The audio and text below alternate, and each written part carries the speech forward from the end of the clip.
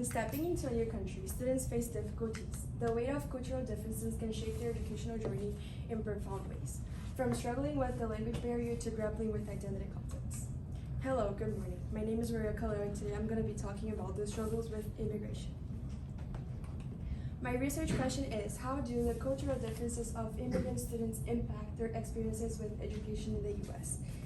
And in this presentation, I'll argue that the rise of immigration has increased the struggles of students at an alarming rate, manifesting in various forms. The implications can be broken down into three major aspects. The first one is the language barrier. As we can see in the graph, the immigration from non-English background has increased high levels throughout the years. Whatsoever, moving to a country that has a complete different language that in majority of the cases is unknown by the person can be very harmful for the social life and well-being of the immigrant student. Therefore, as it was mentioned by Matt Cloud through an interview with a student that said, oops, I was very nervous, to the point of wanting to cry because I felt bad at school. Then I came home sad for months because I didn't know English, which connects us to the second major aspect, mental health. Check. Immigrant students can often face mental health challenges as they navigate the complexities of adapting to a new culture. As it was stated by Jared Garrett, many immigrant students become highly frustrated because their learning needs are not being met due to the language barrier. Moving to a new country can be a significant source of stress, experiencing the culture shock as they navigate from unfamiliar customs and ways of life. This adjustment can contribute to feelings of isolation, loneliness, and homesicknesses. Many immigrant students may also feel very pressured to excel in school and meet their family's expectations that can lead them to prioritize the academics over emotional well-being. Likewise, in this College Board stimulus, Simone Biles in The Most Human Meaning of Courage, Biles, that was the favorite to win the gold medal in the Olympics, withdrew due to the struggles with her mental health. She said, I was fighting all those demons. I just don't trust myself as much as I used to do. I never felt like this before, and the mental is not there.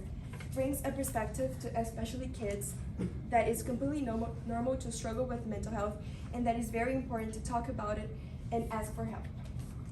Furthermore, the third major aspect is the unequal educational system. Many immigrant students may also struggle with the lack of inclusion in the curriculum. The absence of diverse perspectives can reinforce the differences and also to the lack of opportunities.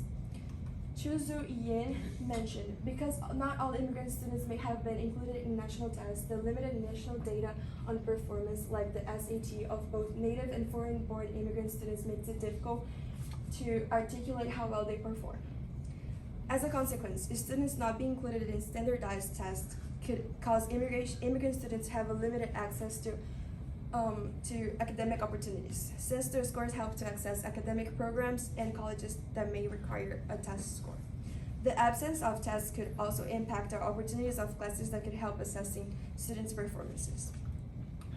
There are many solutions that can be put in place to help solve all these aspects. However, one of them is the increase of the quantity of language support programs and classes that can help with the language barrier. However, this could be limited by the lack of resources, and that could lead to lack of professionals that are specialized in the area. The second solution could be the increase of emotional support professionals that are trained to focus on students that have recently immigrated.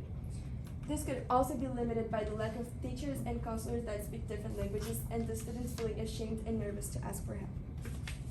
And that's my works cited page.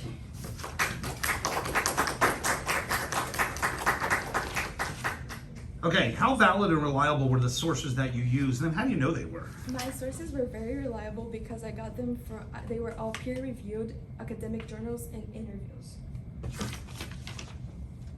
And what advice would you have for someone who wants to consider this topic in the future?